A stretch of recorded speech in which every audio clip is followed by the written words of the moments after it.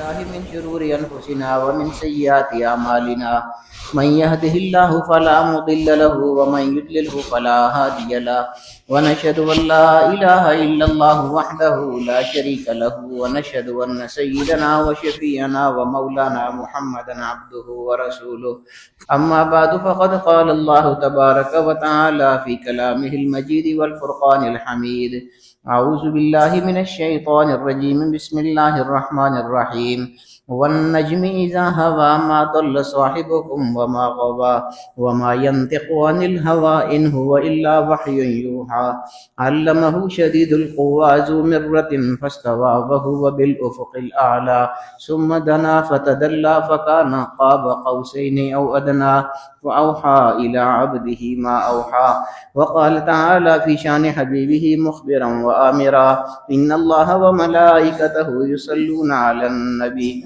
يا أيها الذين آمنوا صلوا عليه وسلموا تسليما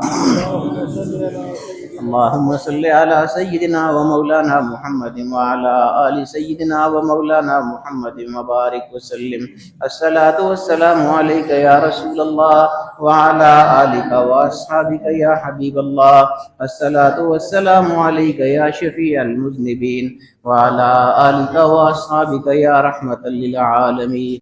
سامعین محترم، معراج شریف کا مہینہ چل رہا ہے اور آج تو خاص طور پہ وہی رات معراج شریف والی آ بھی رہی. آج جمعہ بھی ہے اور رات آنے والی معراج کی رات بھی ہے. بہت مبارک دن ہے، بہت مکرم معظم دن ہے آج کا. جمعے کے حوالے سے بھی اور پر آگے معراج شریف کی رات ہونے کے حوالے سے بھی. تو پچھلے جمعے بھی میں نے کچھ چیزیں معراج کے حوالے سے آپ کو بتائی تھیں. میرا خیال تھا کہ اس دفعہ کوئی تقریر والے انداز میں کروں گا، لیکن مجھے بہت سے دوستوں نے کہا ہے کہ آپ نے پچھلے جمعے کو سید الورا سے معراج کا بیان سنایا تھا تو وہ بہت زیادہ ہمیں اچھا لگا، تو آپ اسی کو آگے سنائیں. تھوڑا سا اور اس کو میں سناتا ہوں انشاءاللہ آپ کو. معراج شریف کے حوالے سے چونکہ بات ہے، اور یہ کتاب آپ جانتے ہیں کہ سید الورا صدارتی ایوارڈ یافتہ کتاب ہے. حضرت صاحب نے بہت خوبصورت انداز میں معراج کا تذکرہ اس میں لکھا ہے پورا، اور بہت مستند باتیں لکھی ہیں. اسی کو تھوڑا سا آگے بڑھاتے ہیں. اس حوالے سے حضرت صاحب نے ایک شاعر ہوئے ہیں محمد اکبر وارثی مرحوم، ان کا ایک بہت مشہور کلام ہے معراج شریف کے حوالے سے، وہ یہاں پر حضرت صاحب نے نقل کیا ہے. کچھ شعر میں آپ کو اس کی بتاتا ہوں. واقعی بہت کمال کی منظر کشی انہوں نے کی ہے، اسی لیے حضرت صاحب نے اس کو شامل بھی کیا ہے کہ معیار کے اعتبار سے یہ بہت زبردست کلام لکھا ہے اکبر وارثی مرحوم رحمۃ اللہ تعالی علیہ. انہوں نے اس کے کچھ شعر پہلے دیکھیے. معراج شریف کے حوالے سے جو حضور کو لے جایا گیا، اور لے جانے والے کون تھے؟ جبریل امین تھے. کس کی طرف لے جایا جا رہا تھا؟ اللہ رب العالمین کی طرف لے جایا جا رہا تھا. بڑے عجیب سوال جواب بھی انہوں نے شعروں میں سمو دیے ہیں. بہت ہی خوبصورت کلام ہے واقعی، اسی لیے حضرت صاحب نے یہاں پر شامل کیا. میں عرض کر رہا ہوں کہ وہ معیار کے اعتبار سے اتنا عمدہ ہے کہ اس کو سید الورا کا حصہ بنایا انہوں نے. تو اس لیے اس کے بھی کچھ شعر آپ دیکھیں آج کی رات کے حوالے سے، جو آج کی رات آ رہی ہے معراج کی رات. اکبر وارثی مرحوم فرماتے ہیں، دونوں عالم ہیں نور علی نور کیوں. دونوں عالم ہیں، دونوں عالم یعنی یہ جہان بھی اگلا جہان بھی، کیونکہ حضور اس جہان سے نکل کے اوپر معراج کی طرف گئے تھے نا، دوسرے آسمانوں کی طرف گئے تھے، دوسرے جہانوں کی طرف گئے تھے. اس لیے کہتے ہیں کہ دونوں عالم ہیں نور علی نور کیوں. کیسی رونق فضا آج کی رات ہے، کیسی رونق فضا آج کی رات ہے. یہ مسرت ہے کس سے ملاقات کی، عید کا دن ہے یا آج کی رات ہے. وہ حبیب خدا سید المرسلین خاتم الانبیاء شاہ دنیا دین بزم قوسین میں ہوں گے مسند نشین. جشن معراج کا آج کی رات ہے. یہ پچھلے جمعے میں آپ کو بتا چکا تھا کہ حضور علیہ السلام اپنی خالہ زاد ام ہانی کے گھر میں تھے جب جبریل امین ان کو لے جانے کے لیے تشریف لائے تھے. پھر ان کو حرم شریف میں لے گئے اور پھر وہاں سے سفر شروع ہوا. یہ اس کی منظر کشی کر رہے ہیں آگے. خواب راحت میں تھے ام ہانی کے گھر، خواب راحت میں تھے ام ہانی کے گھر، آ کے جبریل نے یہ سنائی خبر، چلیے چلیے شہنشاہ والا گوہر، حق کو شوق لقاء آج کی رات ہے۔ حضور آرام فرما رہے تو جبریل امین حاضر ہوئے اور عرض کی کہ یا رسول اللہ چلیے، اللہ رب العالمین آج ملاقات کرنا چاہتے ہیں۔ شوق لقاء مطلب ملاقات کا شوق ملاقات کی تمنا۔ چلیے چلیے شہنشاہ والا گوہر، حق کو شوق لقاء آج کی رات ہے۔ باغ عالم میں باد بہاری چلی، سرور انبیاء کی سواری چلی، یہ سواری سوئے ذات باری چلی، ابر رحمت اٹھا آج کی رات ہے۔ ہر طرف نور و رحمت کی برسات ہے، ہر طرف نور و رحمت کی برسات ہے، دائیں بائیں فرشتوں کی بارات ہے۔ ہر طرف نور و رحمت کی برسات ہے، دائیں بائیں فرشتوں کی بارات ہے، سر پہ نورانی سہرے کی کیا بات ہے، شاہ دولہ بنا آج کی رات ہے۔ اب یہ وہ سوال جواب جو میں کہہ رہا تھا، کون جاتا ہے، یہ سوال ہے، آگے خود ہی اس کا جواب دیتے ہیں۔ کون جاتا ہے سلطان دنیا و دین، یعنی کون جاتا ہے، سلطان دنیا و دین جا رہے ہیں۔ کون جاتا ہے سلطان دنیا و دین، کس طرف، عرش پر ذات حق کے قریب۔ یہ آگے جواب آ رہا ہے، ایک جملہ سوال کا آ رہا ہے اور ایک جملہ آگے جواب کا آ رہا ہے۔ میں رکوں گا تاکہ آپ کو سمجھ آئے۔ کون جاتا ہے سلطان دنیا و دین، کس طرف، عرش پر ذات حق کے قریب، لینے آئے ہیں یہ کون، روح الامین، لینے آئے ہیں یہ کون، روح الامین، کب ہے وصل خدا آج کی رات ہے۔ کون جاتا ہے سلطان دنیا و دین، کس طرف، عرش ذات حق کے قریب، لینے آئے ہیں یہ کون، روح الامین، کب ہے وصل خدا آج کی رات ہے۔ قطر رحمت فرشتے چھڑکتے چلے، جس کی خوشبو سے رستے مہکتے چلے، چاند تارے جلو میں چمکتے چلے، کہکشاں زیر پا آج کی رات ہے۔ یعنی جتنی ستاروں کی کہکشائیں چمکنے والی ہیں جو ہماری نظروں سے بہت دور ہیں، کہاں ہم کہاں وہ چمکنے والے ستارے، وہ سارے کے سارے اس وقت حضور کے پاؤں سے نیچے چمک رہے تھے اور حضور ان سے بھی اوپر جا رہے تھے۔ چاند تارے جلو میں چمکتے چلے، کہکشاں زیر پا آج کی رات ہے۔ اور نبیوں کا یہ مرتبہ ہی نہیں، اور نبیوں کا یہ مرتبہ ہی نہیں، عرش اعظم پہ کوئی گیا ہی نہیں، ایسا رتبہ کسی کو ملا ہی نہیں، جیسا رتبہ تیرا آج کی رات ہے، جیسا رتبہ تیرا آج کی رات ہے۔ خلوت خاص میں یہ حضوری ہوئی، خلوت خاص میں یہ حضوری ہوئی، قرب ہی قرب تھا دور دوری ہوئی۔ خلوت خاص میں یہ حضوری ہوئی، قرب ہی قرب تھا دور دوری ہوئی، تھی جو دل میں تمنا وہ پوری ہوئی، دیدہ شوق واہ آج کی رات ہے۔ ہر مراد دلی حق سے ملتی رہی، واپس آئے کلی دل کی کھلتی رہی، ہر مراد دلی حق سے ملتی رہی، واپس آئے کلی دل کی کھلتی رہی، بستر گرم زنجیر ہلتی رہی، یہ عجب معجزہ آج کی رات ہے۔ وہ میں نے پچھلے جمعے آپ کو بتایا تھا نا کہ وہ جا کے واپس بھی آ گئے تھے اور کمرے کی دروازے کی کنڈی بھی ہل رہی تھی، تو وہ پرانے زمانے کی کنڈی نا، کئی لوگوں کے ذہن میں آج کی کنڈی آ جاتی ہے جیسے اوپر کر کے ہم لگاتے ہیں، یہ نہیں، پرانے زمانے کی کنڈی وہ زنجیر والی ہوتی تھی، لٹکتی ہوتی تھی وہ، تو وہ تھوڑا سا بھی دروازہ ہلتا تھا نا وہ بہت دیر تک ہلتی رہتی تھی ایسے، یہ وہ اس کنڈی کی بات ہو رہی ہے۔ کچھ چیزیں میں نے آپ کو بتائی تھیں، حضور علیہ الصلوۃ والسلام کو کچھ مشاہدات کرائے گئے تھے، ان میں سے ایک مشاہدہ میں نے آپ کو بتایا تھا، ایک جگہ کے بارے میں حضور کو بتایا گیا، یہاں نماز پڑھی، یہ حضور نے نماز پڑھی، پھر پوچھا یہ کون سی جگہ ہے، تو جبریل امین نے آگے سے عرض کی تھی کہ یا رسول اللہ یہ پہلی جگہ جہاں آپ نے نماز پڑھی ہے اور آپ کو روکا گیا ہے یا رسول اللہ، یہ یاد رہے کہ یہ جو معراج کا سفر ہے یہ حضور مکہ میں تھے نا، مکہ سے شروع ہوا تھا، ابھی مدینہ حضور علیہ السلام ہجرت کر کے نہیں تشریف گئے ہوئے تھے، یہ پہلے کی بات ہو رہی ہے۔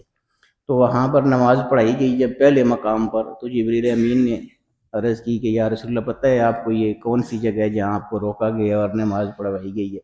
تو آپ نے فرمایا تم بتاؤ۔ تو جبریل امین نے عرض کی تھی کہ یا رسول اللہ یہ وہ جگہ ہے جس کو ابھی یثرب کہا جاتا ہے، لیکن جب آپ تشریف لے کے جائیں گے نا پھر اس کو مدینہ طیبہ کہا جائے گا۔ وہ مدینہ طیبہ میں بھی حضور علیہ السلام کو روک کر وہاں نماز پڑھائی گئی تھی۔ ادھر تک غالباً میں آپ کو پچھلے جمعے بتا چکا تھا، طیبہ تک۔ کیا آپ جانتے ہیں کہ آپ نے کہاں نماز پڑھی ہے؟ یہ یثرب ہے، یہ طیبہ ہے، ایک دن ہجرت کر کے آپ نے یہیں آنا ہے۔ یہ پہلا مقام تھا۔ اسی طرح 3 مزید مقامات پر جبریل نے آپ کو نماز پڑھنے کا کہا، اور بعد میں ان جگہوں کی اہمیت بتاتے ہوئے پہلی جگہ کے بارے میں بتایا کہ یہاں وہ درخت ہے جس کی طرف سے اللہ تعالیٰ نے حضرت موسیٰ علیہ السلام کو آواز دی تھی کہ اے موسیٰ میں اللہ ہوں سارے جہانوں کا پروردگار، یا موسیٰ انی انا اللہ رب العالمین۔ دوسرے مقام کے متعلق بتایا کہ یہ طور سینہ ہے۔ تیسری جگہ کے بارے میں وضاحت کی کہ یہ بیت اللحم ہے، وہ مقام جہاں حضرت عیسیٰ علیہ السلام کی ولادت ہوئی تھی۔ مزید آگے بڑھے تو اچانک دائیں طرف سے ایک آواز آئی، یا محمد میری طرف دیکھیے، میں آپ سے کچھ پوچھنا چاہتا ہوں۔ مگر جانب عالم صلی اللہ تعالیٰ علیہ وآلہ وسلم نے کوئی توجہ نہ دی۔ پھر بائیں جانب سے یہی ندا آئی، آپ نے اس کی طرف بھی کوئی التفات نہ فرمایا۔ پھر ایک انتہائی زیب و زینت سے آراستہ عورت نے آپ کو اسی طرح پکارا، مگر آپ نے سنی انسنی کر دی۔ بعد میں جبریل نے آپ کے اس طرز عمل پر پسندیدگی کا اظہار کرتے ہوئے عرض کی کہ یا رسول اللہ پہلی پکار یہودیت کی طرف سے تھی اور دوسری نصرانیت کی جانب سے، اگر آپ ان کی طرف متوجہ ہو جاتے تو آپ کی امت یہودیت اور نصرانیت اختیار کر لیتی۔ آراستہ عورت کے بارے میں بتایا کہ یہ دنیا تھی، اگر آپ اس کی طرف التفات کر لیتے تو آپ کی امت ہمتاً دنیا میں کھو جاتی۔ ہم نے اپنا جائزہ بھی اب لینا ہے نا، یہ صرف پڑھنے کی بات نہیں ہوتی ہے، بہت گہری باتیں ہوتی ہیں۔ یہ مطلب یہ ہے کہ حضور علیہ السلام نے دنیا کی طرف التفات نہیں فرمایا تھا۔ تو آج اپنی حالت کو ہم نے دیکھنا ہے کہ ہم حضور کی سنت پر چل رہے ہیں یا ہم نے سب کچھ ہی دنیا کو سمجھ لیا ہوا ہے۔ یہ میں آپ کو بہت دفعہ کہہ چکا ہوں کہ دنیا داری سے اللہ پاک نہیں منع فرماتا کسی بھی جگہ، پورے دین میں کسی بھی جگہ دنیا داری کرنے سے کوئی رکاوٹ نہیں ہے، کوئی چیز حائل نہیں ہے، کوئی چیز مانے نہیں ہے۔ صرف یہ ہے کہ اللہ رب العالمین یہ چاہتا ہے کہ دنیا داری اپنی جگہ رہے اور دینداری اپنی جگہ قائم رہے۔ اللہ کے ساتھ جو تعلق اور ربط ہے اس میں کمی نہیں آنی چاہیے، وہ ہوتے ہوئے جتنی بھی دنیا داری کرتے رہیں کوئی مسئلہ نہیں۔ مسئلہ اس وقت بنتا ہے جب صرف دنیا داری میں لگ جاتے ہیں اور دین سے دور ہو جاتے ہیں، اور آج ایسی ہی صورتحال ہے، سب کو پتہ ہے کیا حالات آج کل چل رہے ہیں، کیا ماحول ہے آج کل۔ ایک اور جگہ جانب عالم صلی اللہ تعالیٰ علیہ وآلہ وسلم کو دنیا 1 سال خوردہ بڑھیا کی شکل میں نظر آئی۔ جبریل نے کہا کہ اس تمثیل کا مطلب یہ ہے کہ دنیا کی بھی اتنی ہی عمر باقی رہ گئی ہے جتنی اس بڑھیا کی ہے۔ یعنی کتنی خوبصورت مثال ہے، جب بوڑھا ہو جاتا ہے بندہ تو ظاہر ہے کہ عمر ایک تناسب ہوتا ہے زندگی کا، بڑھاپے میں ظاہر ہے کہ زیادہ زندگی انسان گزار چکا ہوتا ہے، تھوڑی باقی رہ جاتی ہے۔ تو دنیا کو بوڑھے کے شکل میں دکھایا گیا، بڑھیا کی شکل میں دکھایا گیا کہ دنیا میں جتنی بھی تمہاری زندگی ہوئی، جتنی بھی عمر تم نے پا لی، زیادہ سے زیادہ بھی تم نے جی لیا، پھر بھی یہی سمجھنا کہ وہ بڑھیا ہے اور تھوڑی زندگی اس کی باقی رہ گئی ہے۔ یعنی بہت زیادہ لمبی دنیا بھی تھوڑی سی ہے، اس کو زیادہ مت سمجھو، وہ تھوڑی ہی ہے، دنیا ہمیشہ تھوڑی ہی رہے گی، اس لیے اس میں زیادہ کھو جانے کی ضرورت نہیں ہے یہ اس میں سبق ہے۔ اس تمثیل کا مطلب یہ ہے کہ دنیا کی بھی اتنی ہی عمر باقی رہ گئی ہے جتنی اس بڑھیا کی۔ ایک سرخ ٹیلے کے قریب سے جان دو عالم صلی اللہ تعالیٰ علیہ وسلم کا گزر ہوا، وہاں حضرت موسیٰ علیہ السلام کی قبر تھی۔ جان دو عالم صلی اللہ تعالیٰ علیہ وسلم فرماتے ہیں، میں نے موسیٰ کو دیکھا، وہ اپنی قبر میں کھڑے نماز پڑھ رہے تھے۔ اس عظیم مشاہداتی اور مطالعاتی سفر کے دوران جان دو عالم صلی اللہ تعالیٰ علیہ وسلم کو انعامات الہیہ کی کچھ دل آویز تمثیلیں اور عذاب الہی کی چند ہولناک شکلیں بھی مختلف مقامات پر دکھائی گئیں، کچھ زمین پر، کچھ آسمانوں کی سیر کرتے ہوئے۔ ان میں بعض مشاہدات حقیقی نوعیت کے تھے اور کچھ تمثیلی طرز کے۔ ان سب میں یہ بات مشترک ہے کہ جان دو عالم صلی اللہ تعالیٰ علیہ وسلم جب بھی ثواب و عذاب کی کسی قسم کا مشاہدہ کرتے تھے تو پوچھتے تھے کہ جبریل یہ کون لوگ ہیں، اور جبریل جواب دیتے تھے کہ یا رسول اللہ یہ وہ لوگ ہیں جو زندگی میں فلاں اچھا یا برا کام کرتے رہے ہیں۔ اب یہ بھی وہی بات ہے جو میں عرض کر رہا ہوں، اپنے آپ پہ نظر رکھنی ہے، یہ ساری چیزیں وہاں ظاہر ہوں گی۔ حضور علیہ السلام پر تو پہلے ہی ظاہر کر دی گئی ہیں نا، جیسا یہ بیان ہو رہا ہے، لیکن وہاں پر یہ ساری چیزیں کھلیں گی، اور پھر ہماری زندگی جو کچھ ہم کرتے ہیں، اچھا کرتے ہیں یا برا کرتے ہیں، یہ وہی ساری تفصیل آ رہی ہے نا کہ یہ سب کچھ کھلے گا ایک دن۔ اس وقت پھر کیا کریں گے، کدھر جائیں گے، کیا عذر پیش کریں گے ہم لوگ اپنا کہ ہم نے کیا کیا کیا تھا۔ یہ وہ لوگ ہیں جو زندگی میں فلاں اچھا یا برا کام کرتے رہے ہیں۔ ہم نے بغرض اختصار صرف عذاب و ثواب کے بعض انواع اور ان کے اسباب بیان کرنے پر اکتفا کیا ہے، نیز مختلف مقامات پر ہونے والے مشاہدات کو قارئین کی سہولت کے لیے ایک ہی جگہ پر اکٹھا کر دیا ہے۔ پہلے چند تمثیلات ملاحظہ فرمائیے۔ یہ دیکھیے، ایک ہوتا ہے شیطان کا وسوسہ جو وہ ہمیں ڈالتا ہے کسی چیز کے لیے، کسی چیز سے روکنے کے لیے۔ ایک ہوتا ہے اللہ رب العالمین کا حکم یا حضور علیہ السلام کا ارشاد مبارک، جس کو حدیث کہتے ہیں، روایات احادیث جو حدیثوں میں آئی ہوتی ہیں، ایک وہ چیزیں اور ایک طرف شیطان کا وسوسہ ہے۔ یاد رکھیے کہ ایک طرف ہے وسوسہ، یعنی شیطان ہمیں حکم نہیں دیتا کہ یہ کام کرو۔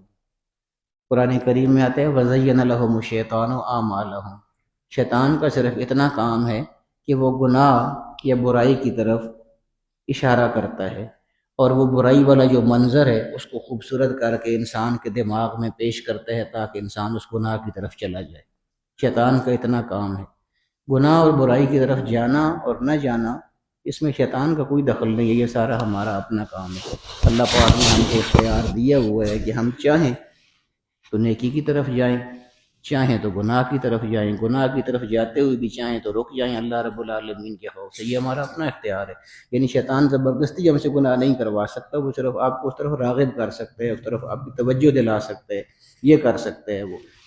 ایک طرف یہ اس کا وسوسہ، اور ایک طرف خود حضور علیہ السلام کی ارشاد مبارک۔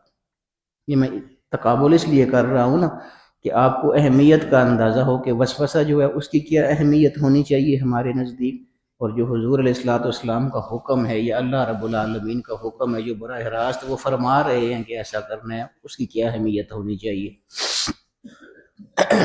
ہم کوئی اللہ کی راہ میں کچھ دینا ہو، یہ سارے آپ مجھ سمیت جتنے بھی لوگ بیٹھے ہوئے ہیں، آج کل آپ کو پتہ ہے نا موبائل کا دور ہے، سوشل میڈیا کا دور ہے، ہر بندے کے پاس موبائل ہیں، جوانوں کے پاس بھی، بڑوں کے پاس بھی۔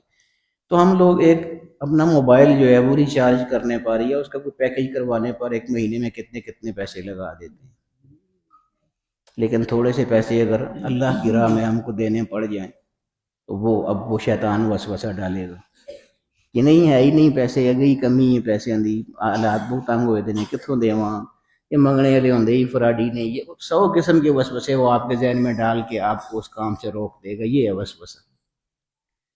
جبکہ راہ خدا میں خرچ کرنا، یہ کتنی عظیم رات ہے معراج والی جس کا بیان ہو رہا ہے۔ آپ کو پتہ ہے کہ جو لوگ اللہ کی راہ میں خرچ کرتے ہیں ان کو خاص طور پر اس رات میں وہاں پر عرش پر معراج کی رات وہاں پر یاد کیا گیا تھا۔ کتنا بڑا اعزاز ہے جو لوگ اللہ کی راہ میں خرچ کرتے ہیں۔ لیکن ہمارا مدرسہ ہے، بہت سارے مدارس ہیں جہاں پہ طالب علم دین پڑھتے ہیں، اللہ کا دین پڑھتے ہیں، تو راہ خدا میں دینے کے یہ سب سے بڑے مراکز ہوتے ہیں۔ یہ میں کیوں سمجھا رہا ہوں، یہ اگلا جملہ میں آپ کو بتاؤں گا ابھی۔ ہماری یہ خانقاہ ہے، یہ میں آپ کو اس لیے نہیں کہہ رہا کہ آپ چندہ دیں مجھے، میں آپ کو ایک بات سمجھانا چاہ رہا ہوں کہ یہ کیوں ہے، یہ جملہ جو آگے آئے گا۔ ہماری خانقاہ، ہمارا مدرسہ، لنگر، یہ ساری تنخواہیں وغیرہ، یہ 1 مہینے کا ہمارا خرچہ 25 لاکھ سے زیادہ ہے۔ 25 لاکھ کہنا آسان ہے، 1 مہینے کا، ہر مہینے۔ کبھی آپ نے دیکھا ہے کہ یہاں پر روٹی نہ ہو، لنگر نہ ہو اور طالب علموں کو چھٹیاں دے دی گئی ہوں؟ کبھی نہیں ہوا۔ ہم کسی سے مانگتے بھی نہیں ہیں، پھر بھی یہ سارا چل رہا ہے نا۔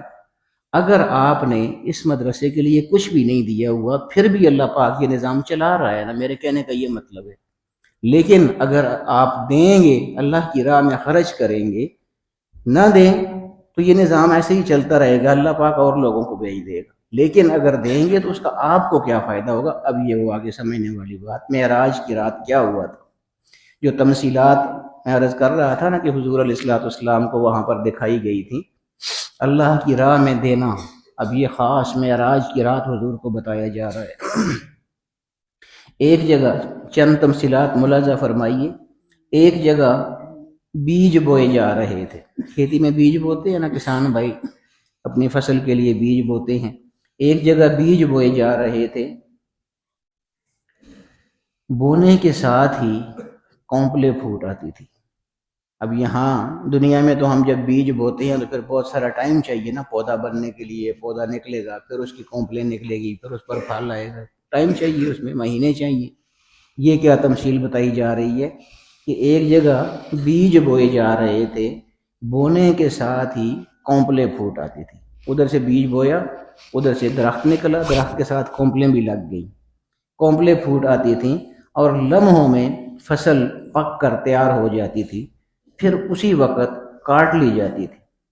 یعنی بیج بوتے ساتھ ہی پودا بھی نکل آیا، کونپلیں بھی نکل آئی، فصل بھی لگ گئی، کٹ بھی گئی، یہ سارا کچھ ایک لمحے میں ہو گیا، یہ دکھایا گیا۔ تو اس کے بارے میں جبریل علیہ السلام نے بتایا کہ یہ راہ خدا میں جدوجہد کرنے والوں کے انفاق فی سبیل اللہ، یعنی اللہ کی راہ میں خرچ کرنے والوں کی تمثیل ہے۔ اب ایک طرف وہ شیطان کا وسوسہ ہے جو یہ کہہ رہا ہے آپ کو کہ نہیں ہے پیسے دینے کے لیے، وہ روک رہا ہے آپ کو۔ دوسری طرف کیا کہا جا رہا ہے، جبریل نے بتایا کہ یہ راہ خدا میں جدوجہد کرنے والوں کے انفاق فی سبیل اللہ، یعنی اللہ کی راہ میں خرچ کرنے کی تمثیل ہے۔ یعنی جس طرح ان کھیتوں میں کاٹنے سے کوئی کمی واقع نہیں ہوتی بلکہ پھر سے فصل پک کر تیار ہو جاتی ہے، اسی طرح راہ خدا میں خرچ کرنے والوں کا کچھ نقصان نہیں ہوتا، کیونکہ انہیں 700 گنا بلکہ اس سے بھی زیادہ ثواب اور اجر اسی وقت عطا کر دیا جاتا ہے۔ قرآن کریم میں یہ ویسے نہیں کہا گیا، قرآن کریم میں آیت ہے، میں اس کا ترجمہ آپ کو سناتا ہوں۔ مثل الذین ينفقون اموالهم فی سبیل اللہ کمثل حبۃ انبتت 7 سنابل فی کل سنبلۃ 100 حبۃ واللہ یضاعف لمن یشاء واللہ واسع علیم۔ ترجمہ یہ ہے، جو لوگ اللہ کی راہ میں اپنے مال خرچ کرتے ہیں ان کی مثال ایسی ہے۔ میں یہ بار بار آپ کو بتا رہا ہوں کہ ایک طرف آپ نے وہ وسوسہ رکھنا ہے جو شیطان آپ کو دیتا ہے، اور ایک طرف معراج کی یہ باتیں اور قرآن کی یہ آیت آپ نے رکھنی ہے، پھر آپ نے فیصلہ کرنا ہے کہ ہمارے لیے کیا چیز زیادہ بہتر ہے۔ جو لوگ اللہ کی راہ میں اپنے مال خرچ کرتے ہیں ان کی مثال ایسی ہے جیسے ایک دانہ ہو جس سے 7 سٹے نکلیں اور ہر سٹے میں 100 دانے ہوں، ایک دانہ آپ نے ڈالا، اس ایک دانے کی وجہ سے 7 سٹے آپ کو ملے، ہر سٹے میں پھر آگے 100 دانہ، اور اللہ جس کو چاہے اس سے بھی دگنا دے دے۔ اللہ وسعت والا اور علم والا ہے، یعنی ایک کے بدلے میں کم سے کم آپ کو 700 ملے گا۔ یعنی ایک دانہ آپ نے بیج بویا، اس ایک بیج سے 7 سٹے اگر نکلے اور ہر سٹے میں 100 دانہ آپ کو ملے گا تو ایک دانے کا آپ کو کتنا مل گیا؟ 700۔ ایک خرچ کریں گے اللہ کی راہ میں تو 700 کم از کم ملے گا۔ پھر آگے فرمایا کہ واللہ یضاعف لمن یشاء، اور اگر اندر اخلاص زیادہ ہوا تو اس 700 کو اللہ پاک دگنا کر دے گا، یعنی ایک کا پھر 1400 بھی عطا فرمائے گا اللہ پاک۔ یہ ہے اللہ کی راہ میں خرچ کرنا۔ اس لیے ضرور کیا کرے، جہاں بھی ہو، جہاں بھی دین کا کام ہو رہا ہو کسی بھی حوالے سے، یہ ہم جو خرچ کرتے ہیں نا، یہ صرف ہمارا حصہ پڑ جاتا ہے۔ آپ یہ سمجھیں کہ جو ہم اللہ کی راہ میں دیتے ہیں، یہ مت سمجھیں کہ وہ جو کچھ ہم نے دے دیا اسی سے سارا کام ہو جائے گا، ایسے نہیں ہوتا، بہت بڑے خرچے ہوتے ہیں۔ صرف یہ ہوتا ہے کہ ہمارا بھی اس میں حصہ شامل ہو جاتا ہے۔ تو وہی بات ہے کہ اگر اخلاص کے ساتھ ایک بھی دے دیا تو اس ایک کا اللہ پاک آپ کو 1400 عطا فرما دے گا۔ اس لیے ضرور ان کاموں میں حصہ لیا کیجیے۔ اللہ رب العالمین ہمیں ان کاموں میں حصہ لینے کی توفیق عطا فرمائے۔ وآخر دعوانا الحمدللہ رب العالمین۔